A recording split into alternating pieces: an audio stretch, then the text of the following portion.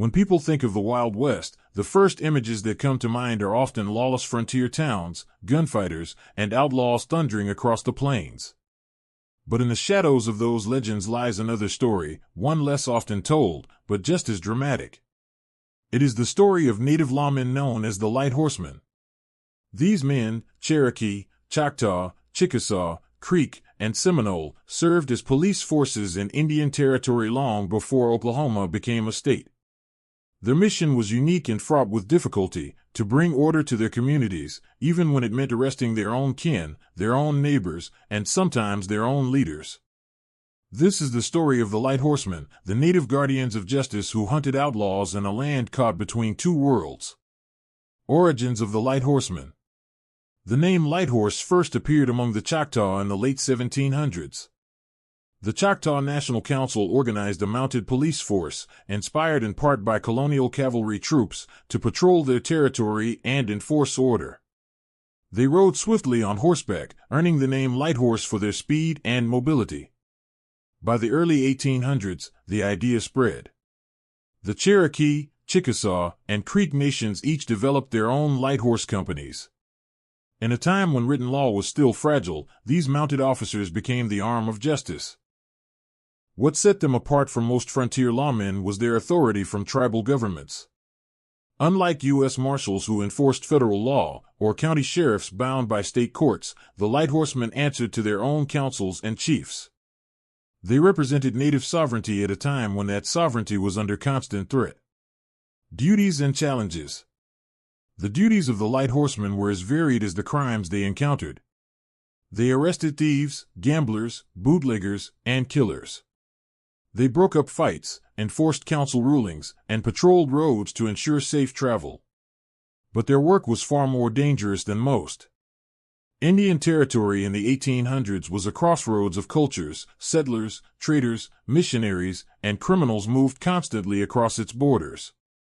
Outlaws often fled into tribal lands to escape U.S. lawmen. That meant the Lighthorsemen were expected not only to police their own people, but also to deal with dangerous outsiders. And sometimes, the most difficult cases were deeply personal. Imagine being ordered to arrest your cousin for theft, or your uncle for murder. The Lighthorsemen lived in tight-knit communities where blood ties ran deep.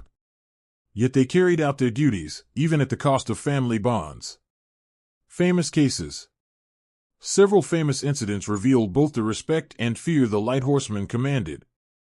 In the Cherokee Nation, the Lighthorse were often tasked with hunting down whiskey traders. Selling alcohol was prohibited by tribal law, yet smugglers constantly slipped across the border.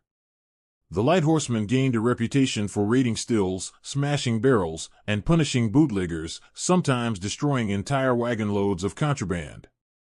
One story tells of a Cherokee Lighthorse captain who rode alone into a camp of whiskey peddlers. Surrounded and outnumbered, he calmly announced that they were under arrest. The men laughed, until he drew his pistol and said, "You may kill me, but I'll take the first man down with me." The smugglers surrendered without a shot. Such was the iron nerve expected of a Lighthorseman. In Creek territory, the Lighthorsemen played a key role during the violent factional conflicts of the mid-1800s. When political rivalries turned bloody, it was often the Lighthorsemen who had to step in, risking their lives to restore order when entire towns threatened to fall into chaos. Law and punishment. Unlike many U.S. courts, tribal justice often emphasized restitution. A thief might be ordered to return stolen goods or pay damages to his victim. But in cases of murder, the punishment was swift and severe. The Lighthorsemen carried out executions ordered by the council, and this, perhaps more than anything, set them apart. To serve as a Lighthorseman meant accepting the role of executioner. When the council decreed death, it was often the Lighthorse who pulled the trigger. Such grim duties left scars, both emotional and spiritual, but they were seen as necessary to preserve peace. Collisions with U.S. law. The work of the Lighthorsemen was complicated by the overlapping authority of U.S. officials.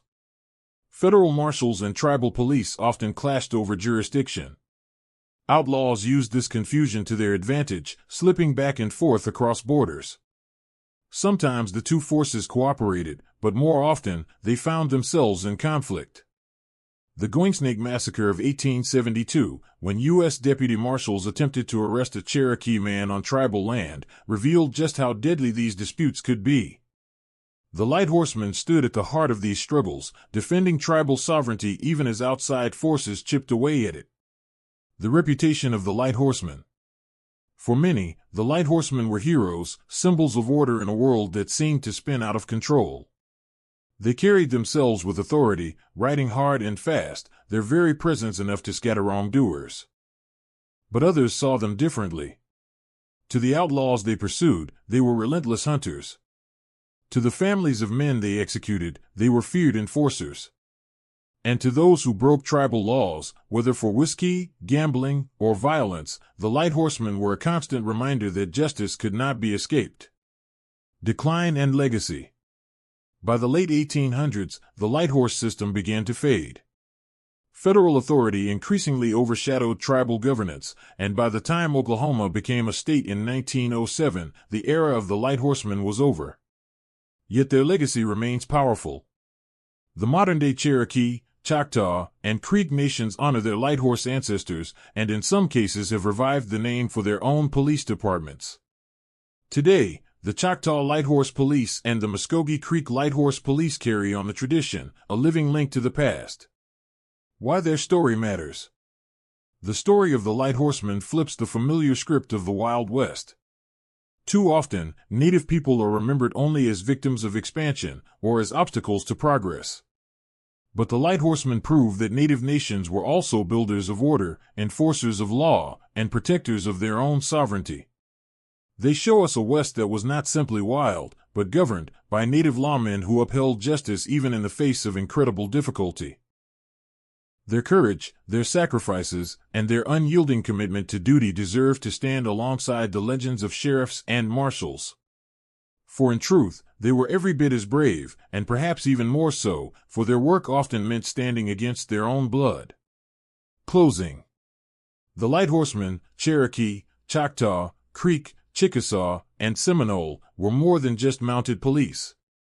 They were guardians of sovereignty, warriors of justice, and keepers of peace in one of the most turbulent chapters of American history.